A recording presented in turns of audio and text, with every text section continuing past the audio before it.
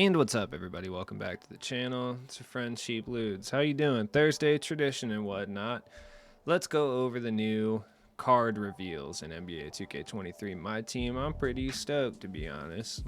I mean, I don't know if you can tell from my voice, but I am just through the moon. So stoked about what's going on tomorrow. Hooray. The set we're getting tomorrow is called the main event set, which I don't know if this is like... Is this a local thing or is this like a national chain? I don't know. I went to this place called Main Event one time expecting it to be fun, and it was not fun. It was not it was not an event, period. It was definitely not a main event. I don't know what's up with the arcade industry, but they are some of the most overpriced and just tactless places in the world.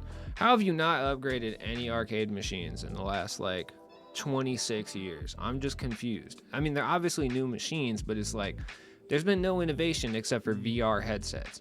Like, bro, it cannot be that hard. It's besides the point. But it's down with Main Event forever. That place was trash, and I will never retain the money or the time that I spent there that one day. Anyways, before we get to the main event, we got Season 2 World Showcase tomorrow, which is cool. So we got like a international theme set. So we got some interesting cards here that I wanted to kind of talk about. None of them are going to be like obviously completely cracked out aside from the lock-in cards, but there's going to be guys that are pretty cool, like Gold. Manute Bull could be good for cheesing offline. Same with like Sapphire Pau Gasol. If he can shoot in any like meaningful capacity, he's going to be pretty gas as well. I'm excited about that. Pat Burke, for all the Irish homies out there, Pat Burke's back in the game. Sure, I mean, he's a 72 overall gold. They did him dirty like they did Ostertag, but whatever. You could say they're realistic, but this game isn't realistic, dude. Give me a 96 overall shooting Pat Burke and Ostertag now. Steve Nash, we got an Emerald Giannis too. They'll be usable for sure. Then we got the lock-ins.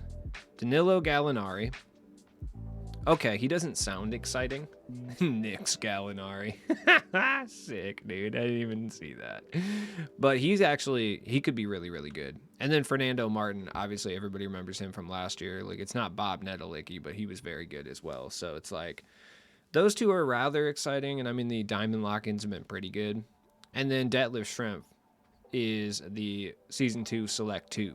Wait, Season 2 Select? I don't know how you would say that. Season 2 Select Volume 2. That's it. That's where we're going. I actually don't know what to say about Detlef Schrempf. Like, I have no idea how good this card is going to be. I don't know. That being said, I have still, to this day, yet to run into anyone running Pistol Pete, so I don't know. There's going to be an Amethyst in this Season 2 Select Volume 2 that's going to be cracked expensive for no reason, though. Like, just know that. So if you open in packs tomorrow, pay attention to who you pull. That being said, like, Gallo, I don't know what they're going to do with Fernando Martin or Detlef Schrempf as far as releases or SIGs or anything goes. But Gallo, I actually have an example here. I went over this on stream earlier. If you were in there, cool. He's 6'10" with a 7-foot wingspan. He looks kind of big, dude, honestly. The Italian stallion himself out here. His Gallo base is on the slower side, but it has a really nice green window, so it's actually like relatively easy to time. And his issue is going to be speed. He's obviously going to be able to shoot just fine. He'll actually rebound a lot better than you would expect too.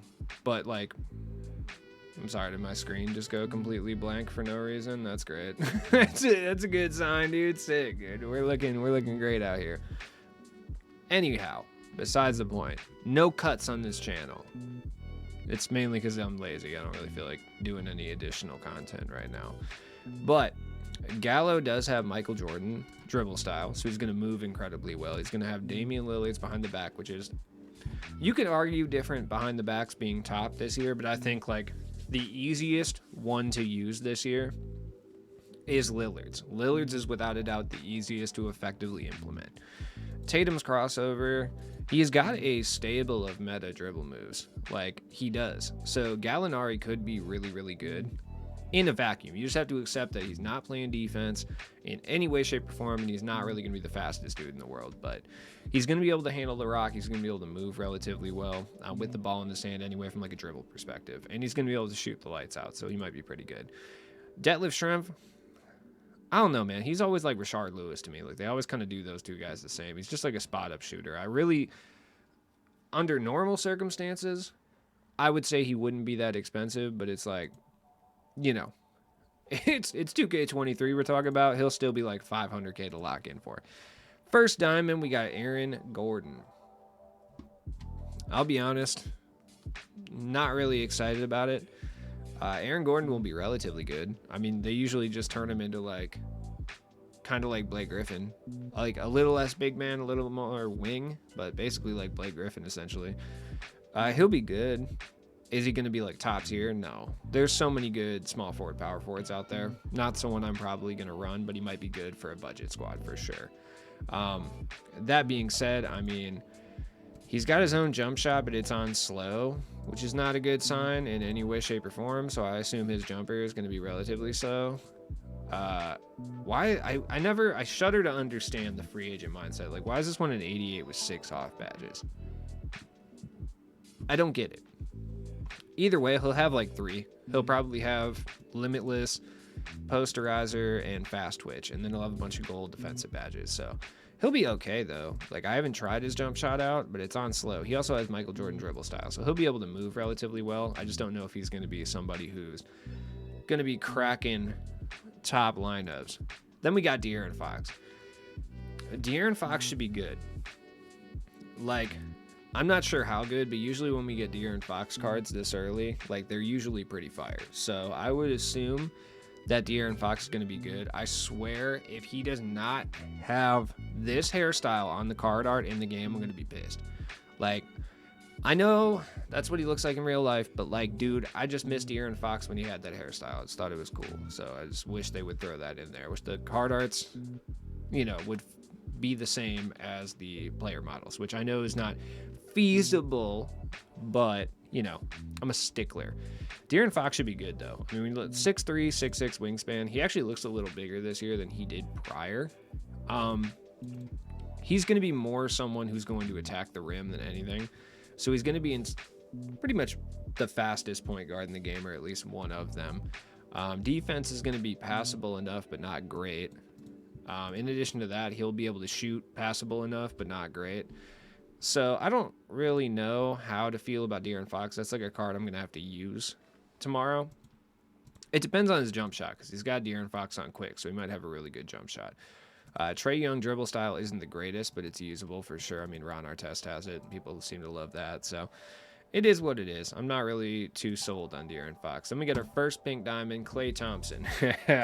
Have they finally fixed the Klay Thompson glitch where he goes and guards the center for no reason? We will find out tomorrow. I am not exactly holding my breath that has been fixed, but if it has, he'll be like a top tier shooting guard.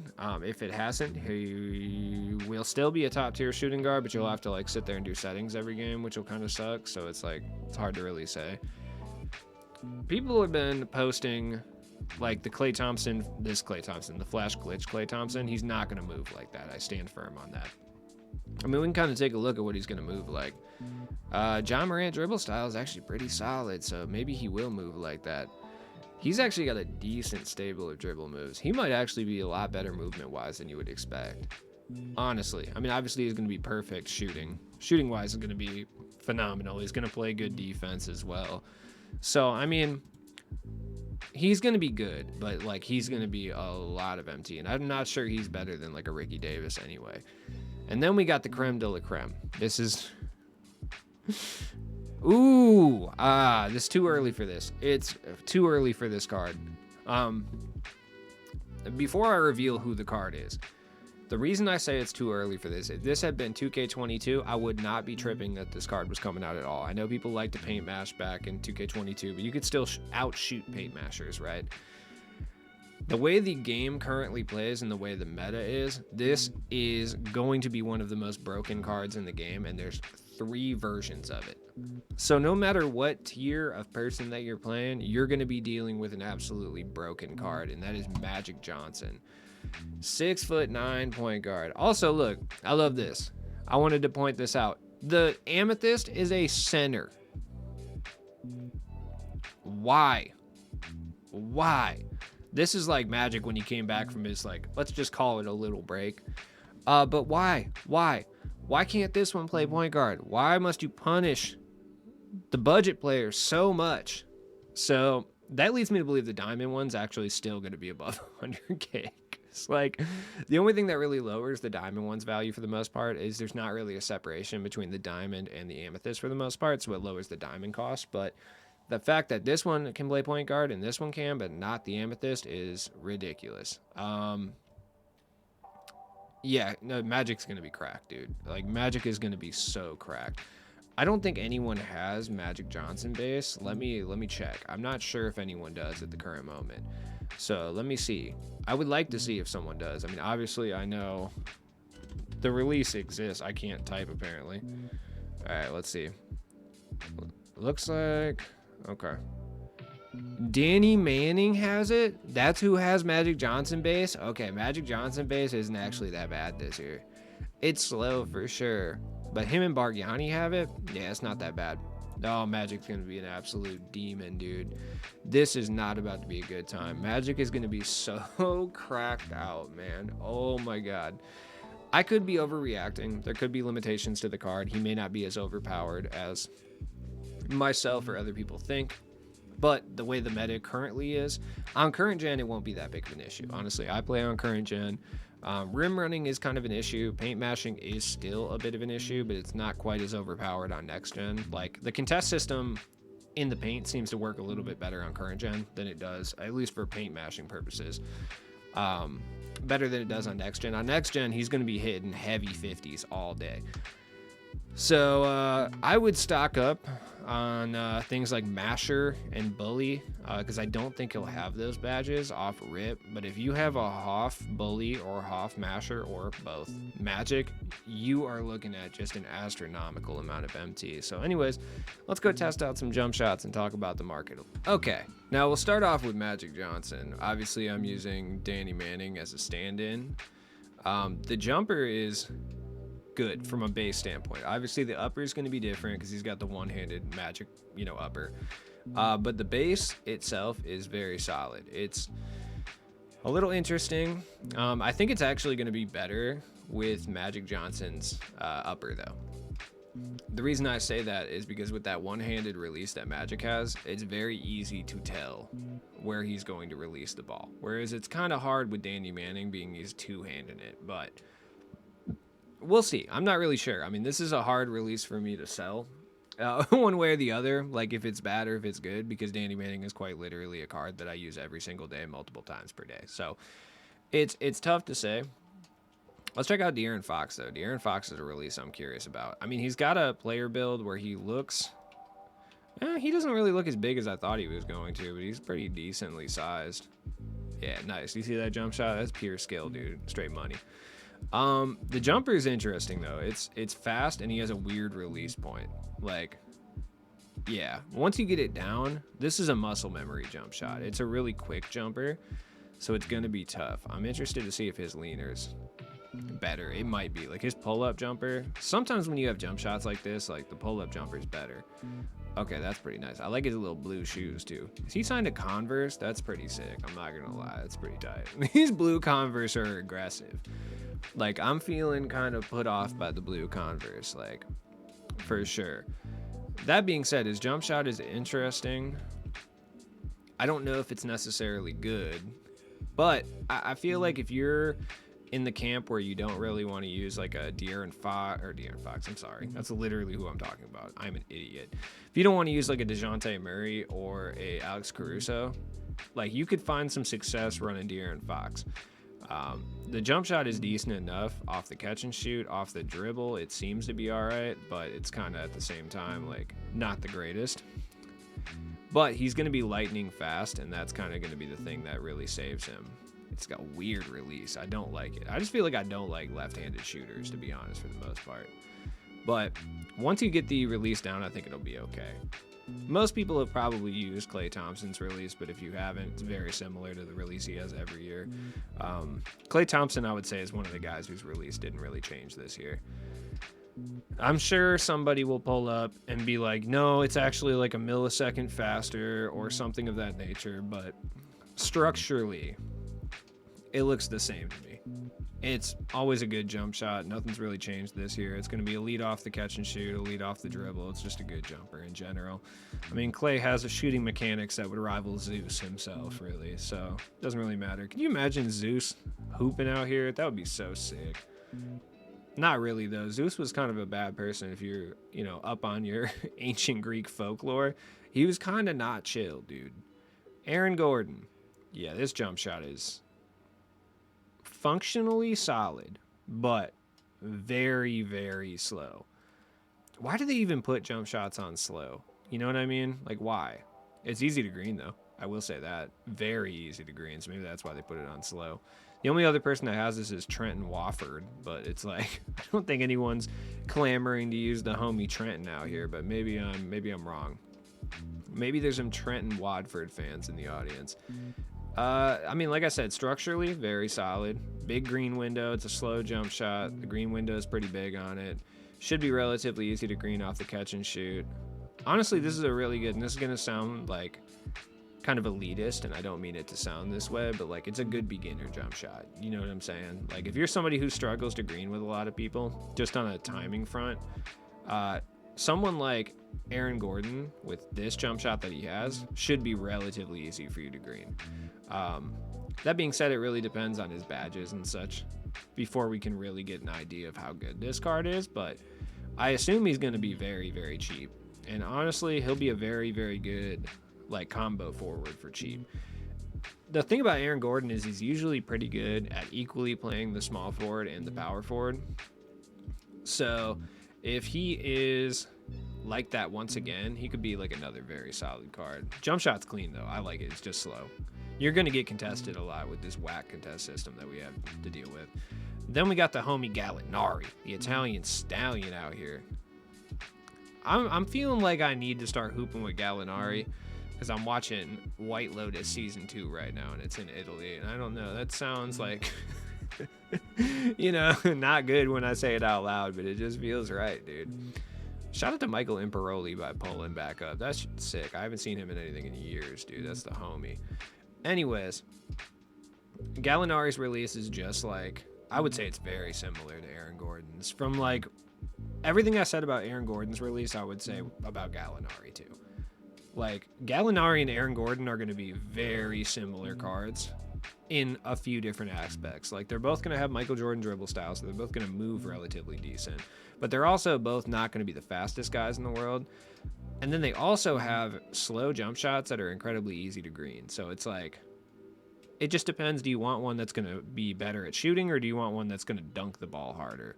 Like, how do you feel? What is your current mood, Also, like, let's be real. Gallinari is going to be, like, probably a couple of $100K, whereas Aaron Gordon is going to be, like, $15K. So Aaron Gordon's probably the answer to that question. But let's take a look at the market in general. Now, I predict some point guards are going to fall in value a little bit. For sure. I mean, look. What people were able to do with Sean Livingston just a season ago, like, Jesus Christ. What Magic's going to do is going to be way worse. People said Ricky Davis might fall in price. I don't think that's going to happen in any way, shape, or form. He's a little bit different of a card than Clay. This one got 10 hoffs, 35 golds. Bro. Imagine putting all these badges on a card and then not selling it the week they're popping and then selling it a week later. It's just baffling to me, truly. Either way, I think there might be a lock-in too. I really didn't even talk about that, but it's entirely possible that we see a lock-in situation. Like, that's not out of the question as well. My Darius Miles prediction could still come true. That's all I'm gonna say about that. John Wall is probably the one that'll take the biggest hit, I feel, but there's not very many John Walls getting put up. I think most people understand that if we're getting a Magic Johnson now, likely we'll be getting a penny in the near future, because that's typically how it goes. So I think most people understand that, and Magic's such like an uber specific card as far as like what he brings to the table, that it's like very difficult to say one way or the other if he's going to affect the market on a lot of other people. Klay Thompson's kind of the same way too. Like, I don't think Klay Thompson affects the market on guys like Ron Artest or anything of that nature, like DeMar DeRozan. Like, maybe Ricky Davis takes a bit of a hit off of that, but even someone like James Harden is a completely different guy. Like Ray Allen Probably takes a bit of a hit. I'm sure Gary Payton is probably the one that might take the most hit off of Magic, but even then, such a radically different player that I just don't even think that's going to be the case, really. Um, yeah, I mean, I just don't know. Like maybe some season one guys take a hit, like Wade. I don't think anyone cares though, to be honest. Either way, I mean, it's hard to predict if any of these guys are ever gonna take price hits at this point because the market is so like incredibly trashed. Like, there's no point. Are there any diamonds that are gonna drop in price due to this? Yeah, actually, I think diamonds might be the guys. Like, we're gonna see probably a price drop depending how good De'Aaron Fox is on guys like DeJounte Murray. This one got a little extra Hoff badge action here for 55K. What's up? Catch and shoot, I believe, is the Hoff badge added. Yeah, that's pretty nice. So we are seeing a bunch of different DeJountes be put up, which people will probably use DeJounte Murray and De'Aaron Fox in a similar capacity. Like, so I don't know. I mean, maybe we'll see someone like him or Caruso kind of drop off in price a little bit. It just remains to be seen if that's going to happen. Caruso's still my boy, but, you know, it's fine. The other thing I think that's keeping De'Aaron Fox's price in check for the most part is Kevin Johnson existing. Because you can get this card for free, and he's probably going to be remarkably similar to De'Aaron Fox in general. We're also getting a new takeover card tomorrow. I don't know what it's going to be. I just have this inkling, this feeling deep in my cerebral cortex that it's going to be somebody just absolutely cracked for no reason. Not cracked in name, but cracked in abilities. I'm feeling like I've been saying it all year, but I just know a Walt Bellamy is coming this year, dude. Shout out to my grandpa for educating me on the homie Walt Bellamy. But Walt Bellamy was a god, and 2K has his rights this year, and I just know for a fact he is going to be the cracked triple threat card this year. I don't know why, but it's just like sometimes you get that feeling, and that's the feeling I have. As always, it's been your friend Cheap Bluth. I will be awake way too early tomorrow, opening way too many packs, probably angry, you know, as per usual. But yeah, have a good night. Peace.